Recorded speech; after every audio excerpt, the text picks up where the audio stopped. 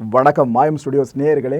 இன்னைக்கு நம்மளோட களம் நிகழ்ச்சிக்கு உலக தமிழர் பேரவையோட தலைவர் திரு அக்னி சுப்பிரமணியம் அவர்கள் தான் வந்திருக்காங்க. வணக்கம் சார். வணக்கம். எப்படி இருக்கீங்க? நலமா இருக்கேன். நல்லா இருக்கீங்க. பிரபாகரன் அவர்கள் அப்படின்னு சொன்னாலே வீரம், அதுதான் எல்லாருக்குமே புரிஞ்ச ஒரு விஷயம்.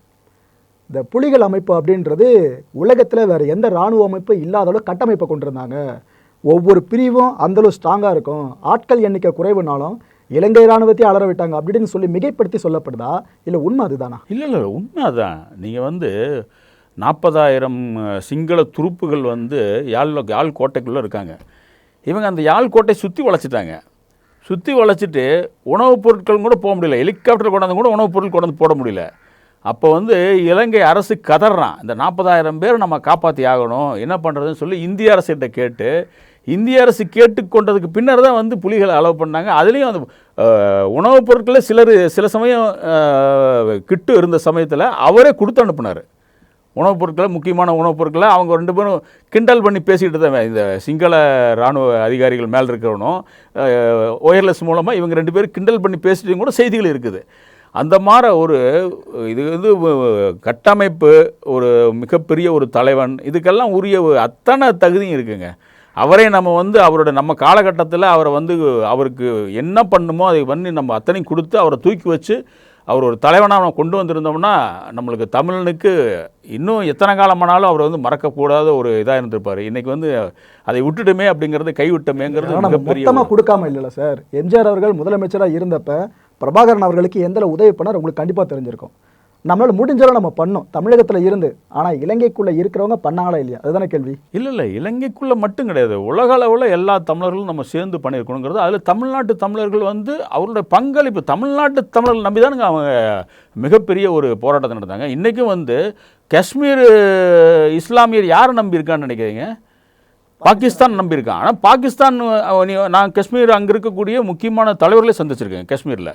அந்த தலைவர்கிட்ட போகும்போது நீங்கள் பாகிஸ்தானுக்கு சப்போர்ட் பண்ணுறீங்க, பாகிஸ்தான் கூட நீங்கள் போயிடுவீங்களா? இப்போ கொடுக்குறாங்க அன்எக்ஸ்பெக்டடாக, சரி நீங்கள் போயிருங்கன்னு சொன்னாங்கன்னா நாங்கள் பாகிஸ்தானோட போக மாட்டோம். இன்றைக்கி பாகிஸ்தான் எங்களுக்கு உதவுறாங்க, அதனால அவங்கள வச்சுருக்குறோம் அப்படிங்கிறான். அதே போல் நார்த் ஈஸ்டில் இருக்கக்கூடிய பல அமைப்புகள் இருக்குது. நீங்கள் அந்த பல அமைப்புகள் இன்றைக்கி ஸ்ட்ராங்காக இருக்கிறாங்க. இப்போ இந்திய அரசு வாஜ்பாய் காலத்தில் போய் பேச்சுவார்த்தை நடத்துகிறாரு. மியான்மரோட தலைநரில் போய் ஐசக் மொய்வாவோட போய் பேச்சுவார்த்தை நடத்துகிறாரு. அப்படி ஒரு ஸ்ட்ராங்காக இருக்கக்கூடிய அந்த ஆட்களுக்கு யார் சப்போர்ட் இருக்கா? மக்கள் சப்போர்ட் இருக்காங்க. மக்களுக்கு பக்கத்தில் இன்னொரு நாடு சைனா பர்மா வழி இவங்களுக்கு முழுக்க சப்போர்ட் இருக்குது. ஸோ இப்படி இருக்கும் பொழுது ஒரு கண்ட்ரியும் ஒரு மக்களும், அந்த மக்களும் அதை இது பண்ணணும். ஆனால் நம்ம தமிழ்நாட்டில் இருக்கக்கூடிய மக்கள் முழுமையாக, தமிழ்நாட்டுக்கு அரசியல்வாதிகளும் தமிழ்நாட்டு மக்களும் முழுமையாக ஈழத்தமிழர்களுக்கு ஆதரவாக இருந்திருந்தா இந்த நிலைமை வந்திருக்காது. 2001 சார் பல போராட்டங்கள் இல்லை போராட்டமெல்லாம் அவ்வளோ நம்ம பண்ண போராட்டமெல்லாம் என்னங்க, கை கொடுத்துட்டு மனித சங்கில் நிற்கிறது. நீங்கள் சொல்கிறத பார்த்தா துப்பாக்கி தூக்கிட்டு அங்கே போயிருக்கணுன்றீங்க. துப்பாக்கி தூக்க வேண்டிய அவசியம் இல்லைங்க. அழுத்தம் கொடுக்கறதுக்கு பல வழிகள் இருக்குது.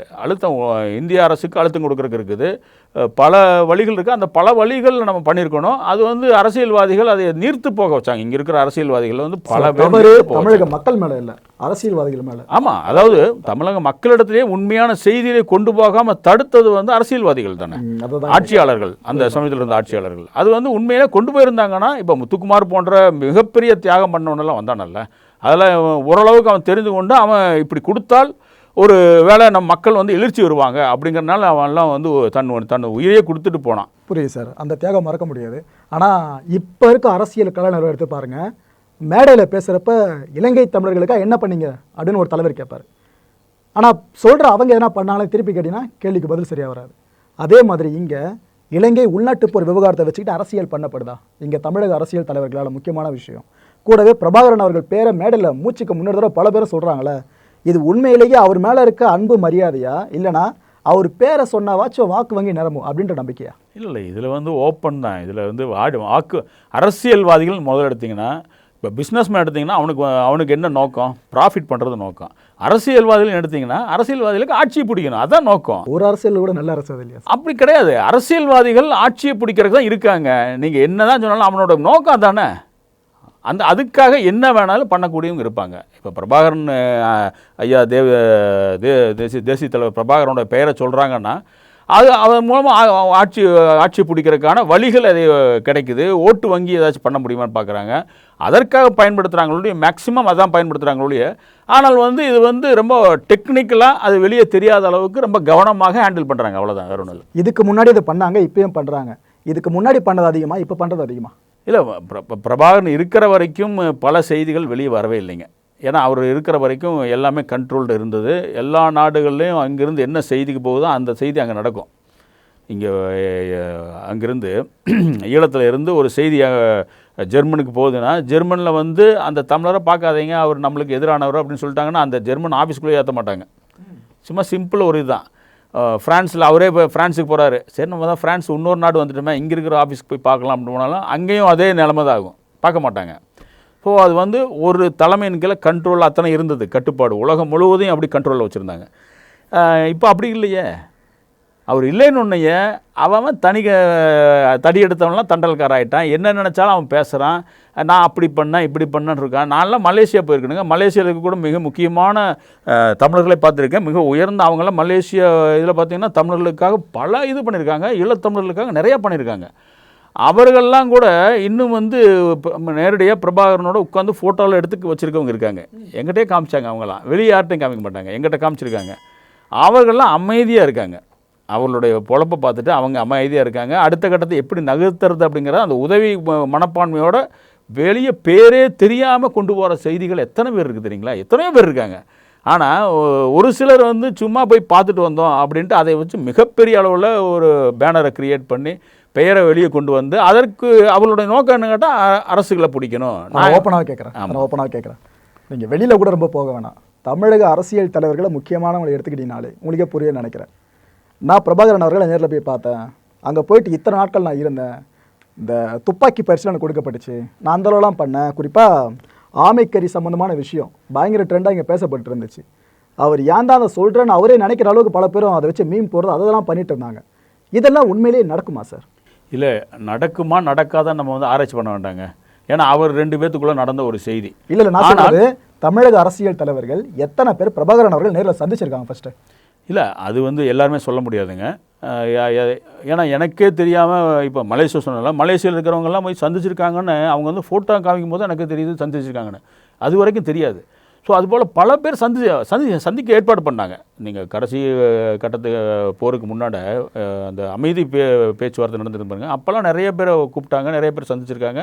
நிறைய செய்திகள் அங்கே கட்டமைப்பெல்லாம் பெரிய அளவில் உருவாக்குனாங்க. என்னென்ன பண்ணணும், வெளிநாட்டில் இருக்கக்கூடிய எக்ஸ்பர்ட்ஸை கூப்பிட்டு என்ன பண்ணலாம், எப்படி பண்ணலாம், இதெல்லாம் எப்படி பண்ணணும் அப்படின்னு சொல்லி ஒரு சிங்கப்பூர் இவர் இருக்கார் பாருங்க, முதல் அதிபர் ஒருத்தர் சிங்கப்பூரையே மாற்றி காமிச்சார். அதுபோல் அவங்க ஒரு பெரிய திட்டமெல்லாம் வச்சு அந்த எக்ஸ்பர்ட்ஸ் எல்லாம் கூப்பிட்டு அவங்கெல்லாம் பண்ணாங்க. அது குறிப்பாக தமிழர்களே கூப்பிட்டாங்க. ஓகே, அப்போ நீங்கள் சொல்கிறபடி பார்த்தீங்கன்னா பிரபாகரன் அவர்களை பார்க்க என்ன போகிறாங்கன்னா சில நிமிடங்கள் இல்லைனா சில மணி நேரங்கள் மட்டும் தான் அவர் கூட இருக்க முடியும். அப்படிதான், நாட்கள் கணக்கில் கூட இருக்க போகிறவங்க எல்லாருமே பிரபாகரனை பார்த்தாங்கன்னு சொல்ல முடியாது. ஒரு சிலருக்கு அந்த வாய்ப்பு கிடைச்சது. ஏன்னா அவர் இருக்கிற இடத்துக்கு அவர் வரக்கூடிய வாய்ப்பு கிடச்சிருக்கும். சரி, அவர் பார்க்கணும் விருப்பறாருன்னா ஜென்ரலாகவே அந்த தலைவனை பார்க்கணும் எல்லாரும் விரும்பாங்க. அப்போ போனவுடனே சொல்லுவாங்க, தலைவனை பார்க்க முடியுமா சொல்லுங்கள் அப்படின்னு சொல்லுவாங்க. அப்போ அந்த புள்ளி தலைவர்கள் என்ன பண்ணுவாங்க, 2ஆம் கட்ட தலைவர்கள் அந்த செய்தியை மேலே கொண்டு போவாங்க.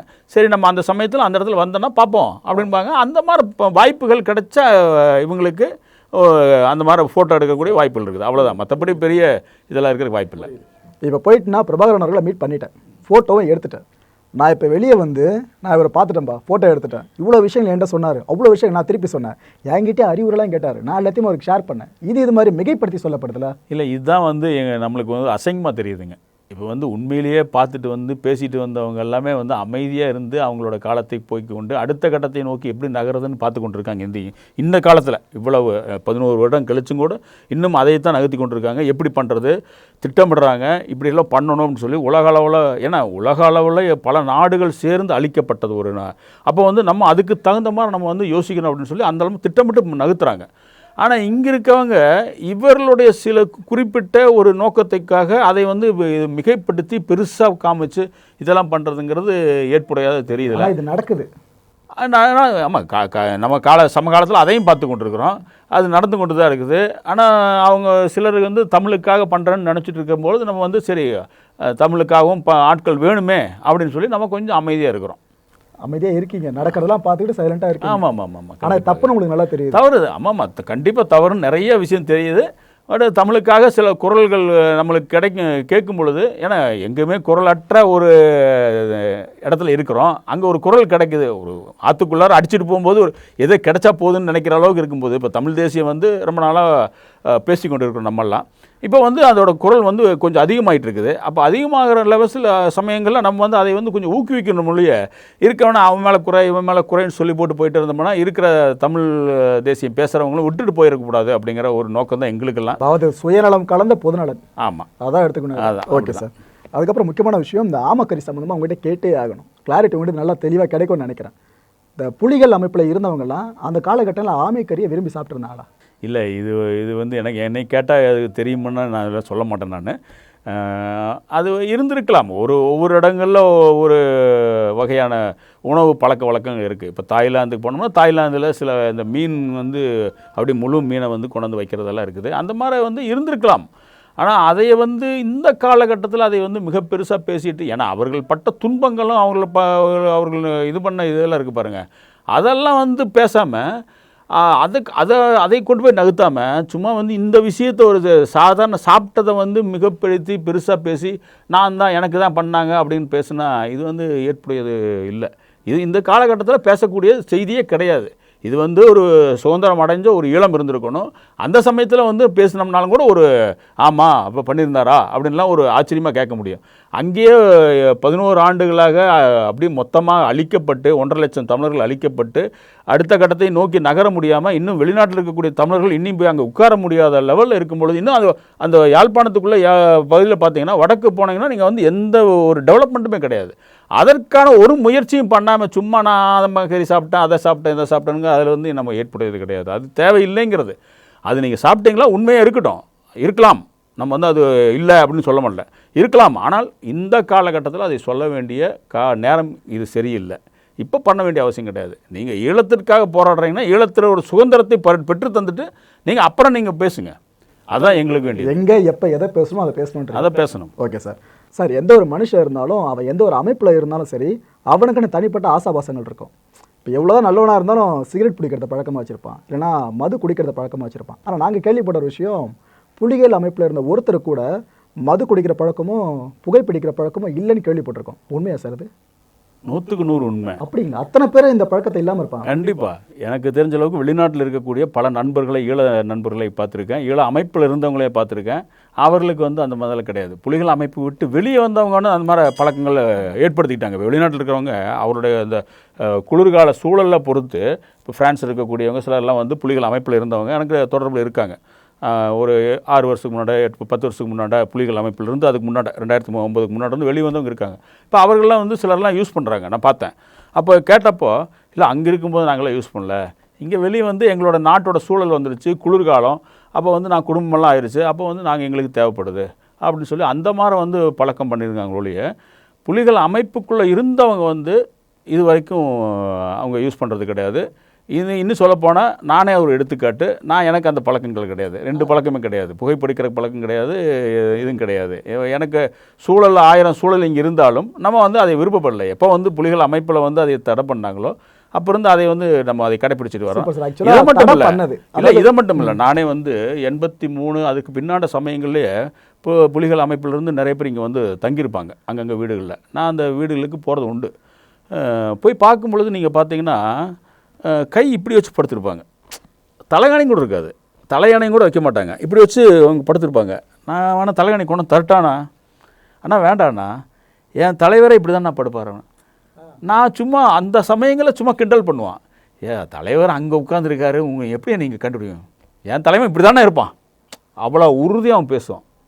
அந்த உறுதித்தன்மையை நம்மளுக்கு இன்னும் முறுக்கேறும். நம்மளுக்கு ஆமாடா நம்ம தலைவன் எப்படிப்பட்ட தலைவன் அப்படி அந்த நீங்கள் கேட்டீங்களா ஒரு ஆளுமின்னு, இவன் ஒரு சாதாரண ஒரு தொண்டை, இங்கே இருக்கிற தொண்டன், அடிமட்ட தொண்டை, அவன் சொல்லுவான் என் தலைவன் இப்படி தான் இருப்பான் அப்படின்னு அடித்து சொல்லுவான். அப்படி சொல்லும்போது நம்மளுக்கு அந்த தலைவன் மேலே இன்னும் உயர்ந்து போகும், மரியாதை வந்து இன்னும் உயர்ந்துட்டே போகும் நம்மளுக்கு. நீங்கள் சொல்கிறது எனக்கே கூஸ் போகும் சார். ஆக்சுவலாக இது மாதிரி ஒரு மனுஷன் இருந்திருக்காரான்னு சொல்லிட்டு சார். அதே போல் இப்போ இலங்கை கவர்மெண்ட் ஒரு முயற்சியை கையில் எடுத்திருக்காங்க. இந்த பொக்லைன் இயந்திரங்களை கொண்டு வந்து தோண்டிக்கிட்டு இருக்காங்க அங்கங்கே பார்க்குற இடத்துலலாம். எதுக்காகன்னு பார்த்தீங்கன்னா, இது போல் உள்நாட்டு போர் நடந்து முடிகிற அந்த தருவாயில் விடுதலை புலிகள் அமைப்பினர் நிறைய தங்கங்களை மலைமலையாக கொண்டு வந்து இலங்கை பூமியில் அங்கங்கே புதைச்சி வச்சுருக்காங்க. அதை தேடுற பணியில் இப்போ இலங்கை அரசு ஈடுபட்டிருக்கு. இந்த தகவல் முதல்ல உண்மையா சார்? உண்மையிலேயே எல்டிடி அமைப்பினர் இந்த தங்க புதைச்சி வச்சிருக்காங்க அந்த அளவுக்கு? இல்லை, இப்போ வீரப்பன் புதைச்ச பணம் கூட தேடிட்டு நிறைய பேர் போய் பார்த்துட்டு இருக்காங்க. ஒருத்தனும் எடுத்த மாதிரி தெரியல. ஏன்னா அவங்க மனைவி வந்து முத்துலட்சுமி அம்மா, எனக்கே தெரியும், அவங்க குடும்பத்தே தெரியும். அவங்க அப்படி தெரிஞ்சிருந்தால் அவங்க தானே முதல்ல போய் எடுக்கணும். அவங்களுக்கே அப்படிலாம் கிடையாதுன்னு இருக்காங்க, உட்காந்துருக்காங்க. ஆனால் இந்த கதைகள் கட்டுக்கதைகள் நிறைய வருதில்ல. வீரப்பன் நிறைய பணம் வாங்கியிருக்கார், அந்த பணமெல்லாம் எங்கே வச்சுருப்பார், இங்கே தான் வச்சுருப்பார், அங்கே வச்சுருப்பாருன்னு சும்மா கதைகள் நிறைய வர்றதுனால தேடி போகிற மாதிரி இப்போ இலங்கை அரசுக்கு நிறைய பேர் சொல்லியிருப்பாங்க. அதாவது இப்போ வந்து இந்த கேபி அப்படிங்கிற சில ஆட்கள்லாம் பிடிபட்டாங்க பாருங்கள், அந்த குமார பத்மநாபா அப்படிங்கிறத. அவங்க வந்து தப்பிக்கிறதுக்காக ஏதோ ஒன்று சொல்லுவாங்க, எங்கே வச்சுருந்தாங்க என்ன பண்ணாங்கன்னு கேட்டால் அப்போ வந்து அவங்க ஏதாச்சும் போஸ்ட் வச்சுருப்பாங்க, இங்கே எங்கே வச்சுருக்கோம் அப்படின்னு அவர் சொல்லியிருப்பார். அதையே பேஸ் பண்ணி இவங்கெல்லாம் தேடுறவங்க தேடிட்டு இருப்பாங்க. அப்படி வாய்ப்பெல்லாம் இருக்கிற மாதிரி தெரியலைங்க. எல்லாம் அவங்கெல்லாம் வந்து மிகப்பெரிய செட்டப்புங்க. அவங்களுக்கு வந்து ஒரு கட்டமைப்புங்கிறது வந்து சொன்னேன், சாதாரண சொன்னேன். அங்கேருந்து புலிகள் தேசத்திலிருந்து ஒரு ஃப்ரான்ஸில் ஒரு ஆள் வர்றாரு, ஒரு ஈழத்த தமிழருக்கு ஆதரவான ஒரு ஆள் வராரு, அல்லது வெறுப்பான ஒரு ஆள் வராருன்னா புலிகள் தேசத்துலேருந்து ஆர்டர் போகும், அவரோட பேசுங்க, அவரோட இப்படி பண்ணுங்க அப்படின்னு சொல்லி அந்த இது வரும். நீங்கள் அவரை விடாதீங்க, வேண்டாம், அவர் நம்மளுக்கு சில இடங்களில் நம்மளை ஏமாற்றி பண்ணியிருக்காரு, அல்லது தேவையில்லை, அவர்கிட்ட பேசுகிறது டைம் வேஸ்ட் அப்படின்னு சொல்லிட்டாங்கன்னா இங்கேருந்து ஆர்டர் போனாலே அங்கே வந்து கம்ப்ளீட்டாக நின்றுடும். அப்படி இருக்கிற ஒரு அமைப்புக்குள்ளார இது வந்து இந்த தங்கத்தை கொண்டு வந்து ஒழிச்சு வைக்கிறது என்ன இதா? அதெல்லாம் அப்படிலாம் பண்ணியிருக்க வேண்டிய வாய்ப்பு இல்லை.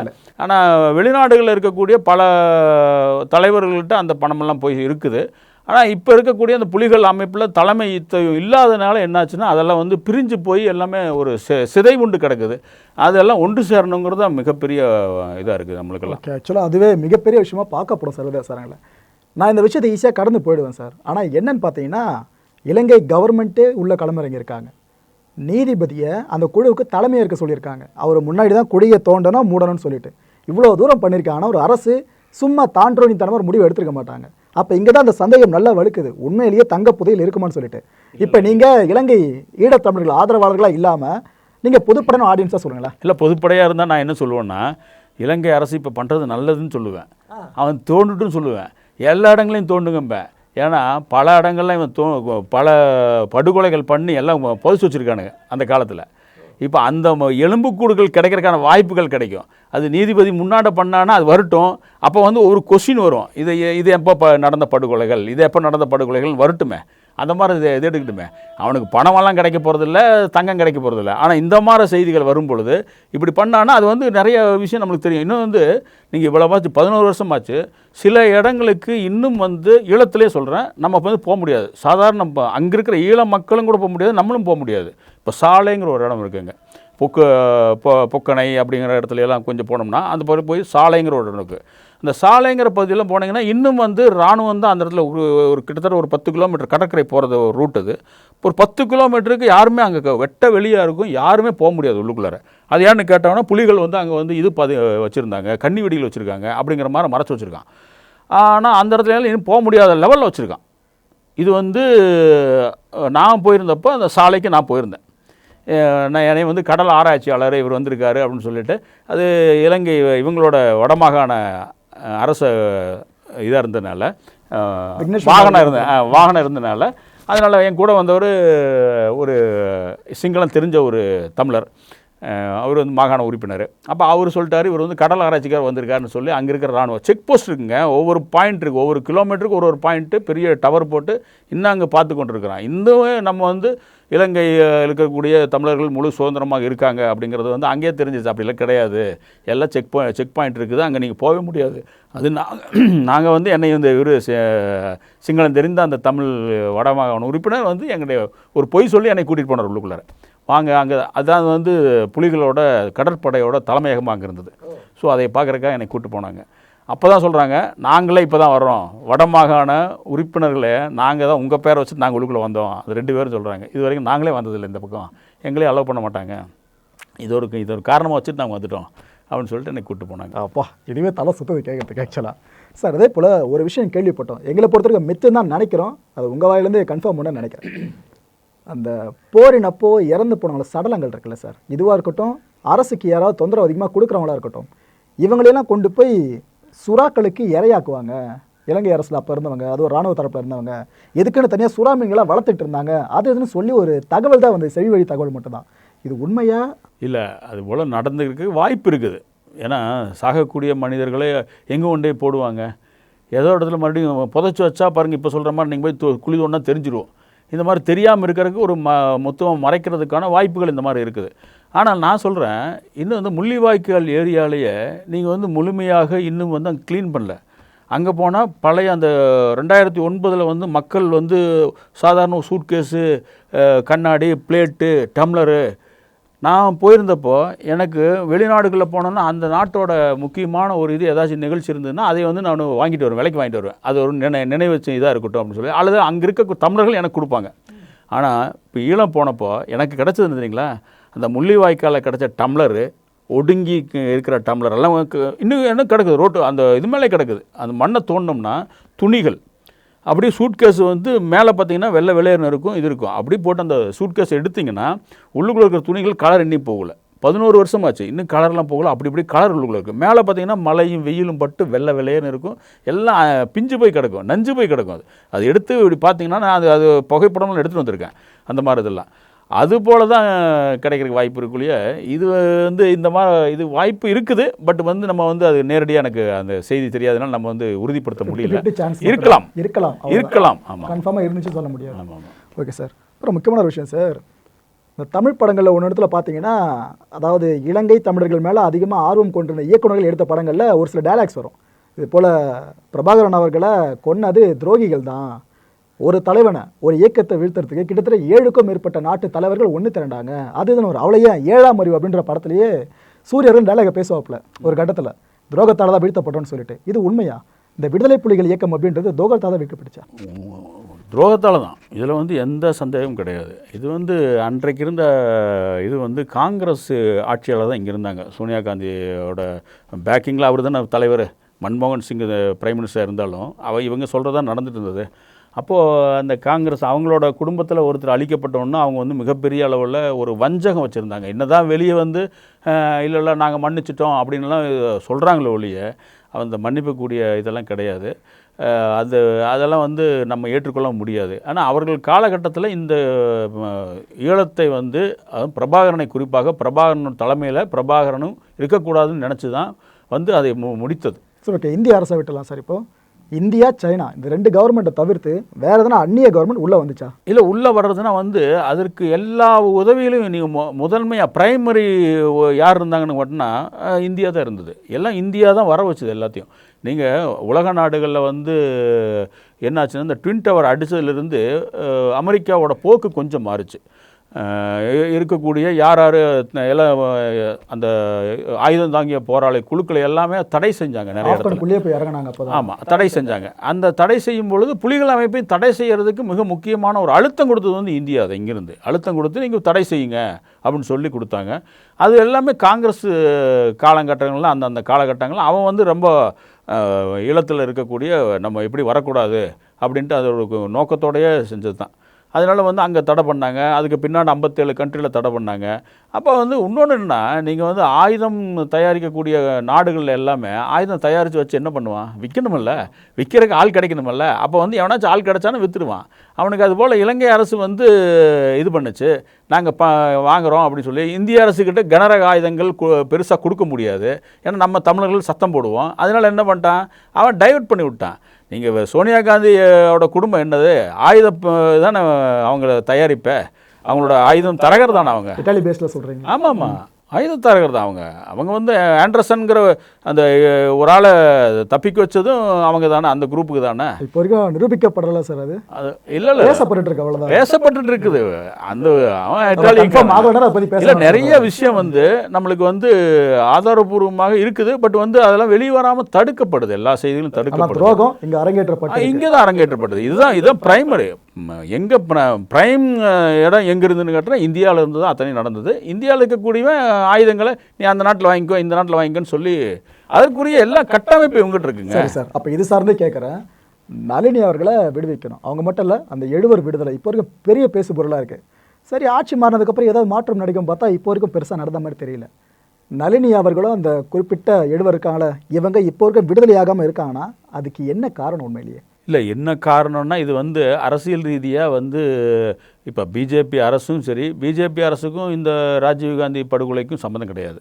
சரிங்களா? அவங்க வந்து ஆனால் வந்து இன்றைக்கி இவங்களை விடாமல் இருக்கிற காரணம் கேட்டிங்கன்னா, ஏதோ ஒரு காரணத்தை சொல்லி நகர்த்தி கொண்டு போயிட்டுருக்காங்க.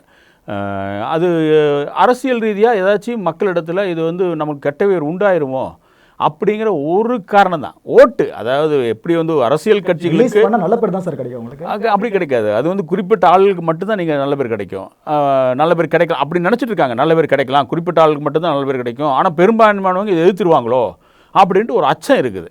அந்த அச்சத்தின் காரணமாக இவர்கள் வந்து விடுதலை தள்ளி போட்டிருக்காங்க. அது ஏதோ ஒன்று பண்ணி விட்டுறான். இப்போ வந்து இவங்க பிஜேபி அரசே வந்து அவர்கள் வந்து ஏதோ ஒரு நோட்டீஸ் கொடுத்துருக்காங்க சுப்ரீம் கோர்ட்டுக்கு, இந்த வாரம் வந்து விடுதலை பண்ணலாமா, அதுக்கு விளக்கம் கொடுங்கன்னு சொல்லி. அதை விடுதலைக்காக கேட்குறேன். மத்திய அரசு முதல்ல முடிவெடுக்கிற மாதிரி இருந்துச்சு, சுப்ரீம் கோர்ட்டுக்கு விஷயம் ரொம்ப பெருசாக போச்சு. அதுக்கப்புறம் மாநில அரசுக்கிட்ட உரிமை ஒப்படைக்கப்படுச்சுல சார், நீங்கள் நினச்சா முடிவு பண்ணலான்னு சொல்லிட்டு இப்போ அதோட நிலைமை என்னவா இருக்குது? இல்லை, கண்டிப்பாக நினச்சா முடிவு பண்ணலாம். அதில் வந்து சுப்ரீம் கோர்ட்டு தானே இருக்கிறதுலே எபிக் கோர்ட்டு, ஹையஸ்ட். இது அவங்களே சொல்லிட்டான், நீ வந்து இந்த செக்ஷனுக்கு கீழே நீ வந்து விடுதலை பண்ணுறதுக்கு உனக்கு முழு உரிமை இருக்குது, நீ விடலாம் அப்படின்னு சொல்லியாச்சு.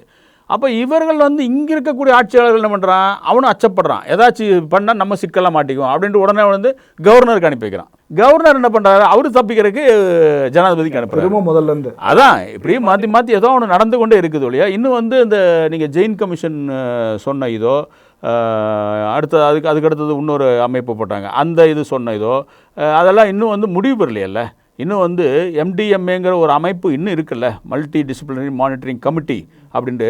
அந்த இது வந்து இன்னும் வந்து மல்லிகையில் இன்னும் ஒர்க் பண்ணிருக்கு, அதில் சம்பளம் வாங்கிட்டு உட்காந்துருக்காங்க ஆனால் என்ன சம்பளம் வாங்கி என்ன பண்ணுறாங்கன்னு யாருக்கும் தெரியாது.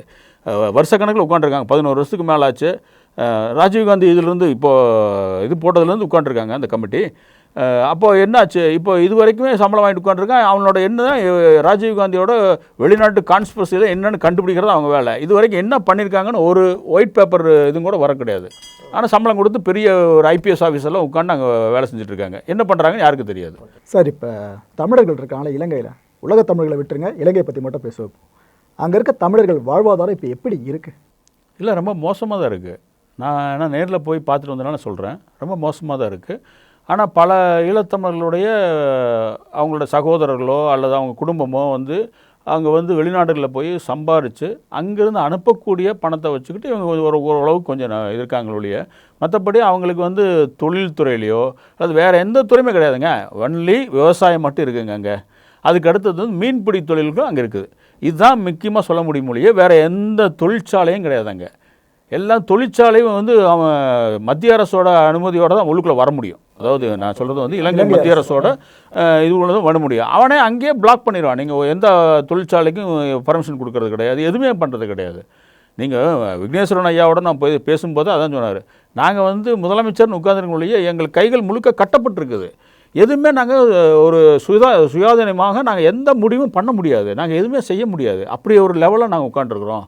சும்மா முதலமைச்சருங்கிற பேரில் வந்து உட்கார வச்சுருக்காங்க, ஒரு பொம்மை முதலமைச்சர் மாற, மற்றபடி வேற எதுவுமே நாங்கள் பண்ண முடியாது. அவர்களே சொல்கிறாங்க உங்ககிட்ட. ஆமாம்மா, பொம்மை முதலமைச்சர் அவரே சொல்கிறாரு. நான் அந்த மாதிரி தான் என்ன கட்டுப்பாடு பண்ணி உட்கார வச்சுருக்காங்க, வேறு எதுவுமே நான் பண்ண முடியாது. நான் கேட்டேன், இப்போ வெளிநாட்டில் இருக்கக்கூடிய தமிழர்கள் இடத்துல பணமெல்லாம் கொஞ்சம் வாங்கி இந்த தொழிற்சாலைகள்லாம் நம்ம இது பண்ணலாம் இல்லையானா, அதுக்கெல்லாம் எனக்கு அந்த யோசனை இருக்குது, பண்ணலாம். ஆனால் வந்து அது கொண்டு வர முடியாது, பணங்கள் கொண்டு வர முடியாது. இல்லை தொழிற்சாலை அமைக்கிறான்னு வர்றோன்னா அவனுக்கு ஏதோ ஒரு தடை போட்டு நிறுத்திடுவாங்க, அது விட மாட்டாங்க அப்படிங்கிற லெவலில் தான் இருக்குது. இப்போ வந்து நீங்கள் அந்த முதலமைச்சரோட பீரியடு முடிஞ்சது, இப்போ வந்து அங்கே கவர்னர் உட்காந்துட்டு இருக்காரு, யாரே ஒரு கவர்னரை உட்கார வச்சுட்டே இருக்காங்க, மாற்றி உட்கார வச்சுருக்காங்க. ஒரு தேர்தல் வச்சு அடுத்தது வரலையே.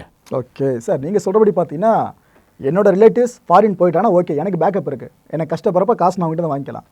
ஆனால் எல்லாரோட ரிலேட்டிவ்ஸும் ஃபாரினில் இருப்பாங்கன்றதுக்கு உறுதியாக சொல்ல முடியாது. அவங்க அந்த மக்களோட மனநிலை இப்போ இலங்கையில் மக்களோட மனநிலை ரொம்ப மோசமாக இருக்குங்க. ஃபாரினில் ஃபாரின்லேருந்து குடும்பத்திலேருந்து அனுப்பக்கூடிய அந்த பணங்களை வைத்துக்கொண்டு ஏதோ கொஞ்சம் காலத்தை ஓட்டி கொண்டிருக்காங்க. இல்லாதவங்க அந்த பணம் இல்லாதவங்க மட்டும் இல்லை, புலிகள் அமைப்பில் இருந்து வெளியே வந்து இருக்கக்கூடிய இப்போ இருக்காங்க பாருங்கள் அந்த போராளிகள், அதுபோல் வந்து 20,000 விதவைகள் அங்கே இருக்காங்க. இப்போ அவர்களுக்கெல்லாம் வாழ்வாதாரமே கிடையாதுங்க. உண்மையிலேயே அவர்கள் எல்லாமே அடிப்படையில் கஷ்டப்பட்டு தான் கொண்டு. நீங்கள் சொல்கிற நிதர்சனத்தில் வாய்ப்பு இருக்கான்னு தெரியல. ஏன்னா இங்கேருந்து ஒரு பெரிய தமிழர் பணக்காரர் இலங்கைக்கு போகிறாருன்னு வச்சுங்க, ஜாஃப்னாக்கு போகிறாருன்னு வச்சுங்க, அங்கே போயிட்டு ஒரு பெரிய ஃபேக்டரி உருவாக்கின பிற்பாடு இலங்கை அரசு மூக்க நுழைக்காதா? இந்த ஃபேக்டரியில் நான் சொல்கிற சிங்களவர்கள் மட்டும் தான் ஒர்க் பண்ணணும், தமிழர்கள் இருக்க விட சொல்லி சொல்கிறதுக்கு வாய்ப்பு இருக்கா? இல்லை, சொல்கிறதுக்கு வாய்ப்பு இருந்தால் அப்படி இருந்துச்சுன்னா அவங்களும் முதலீடு செய்ய தெரியல. அந்த மாதிரி வாய்ப்புகள் இருக்கிறதுக்கு வாய்ப்பு அதிகம் இருக்குங்க. நான் வந்து அது சொல்ல. ஆனால் அதை வந்து ஒரு தொழிற்சாலை ஆரம்பிங்க. நீங்கள் தொழிற்சாலை ஆரம்பிச்சு பாருங்க. நீங்கள் ஆரம்பிக்காமே நம்ம வந்து அவன் பேசுகிற நம்மளுக்கே தோணுது பிரச்சனை வரலாம்னு நீங்களே வரலாம். அந்த தாட் உங்களுக்கு இருந்தால் காசு போராடி முன்னாடி வருவான். இல்லை, காசை போடுறவன் வந்து லாப நோக்கோட போகக்கூடாது. லாபம் அங்கேருந்து ஒரு லாபத்தை சம்பாதிக்கணும்னு நோக்கத்தோடு போனான்னா அவன் வந்து இது வந்து ஒரு சர்வீஸ் மைண்டோட போகலையே. ஒரு சமுதாய நோக்கம், சமுதாயத்தை முன்னேற்றணும். ஆமாம், அப்படி போகிற ஆட்கள் தான் நம்ம வந்து அங்கே போய் போட்டு பார்க்கணும். அது நம்ம வந்து இலங்கை அரசு கண்டிப்பாக எதிர்ப்பான். அதையும் தாண்டி தான் நம்ம நிற்கணும். ஓகே, நடந்தால் நல்ல விஷயம். அதுக்காக தான் இந்த ஒரு நிகழ்ச்சி மூலமாக கேட்டுக்கிட்ட வேறு எதுவுமே இல்லை சார்.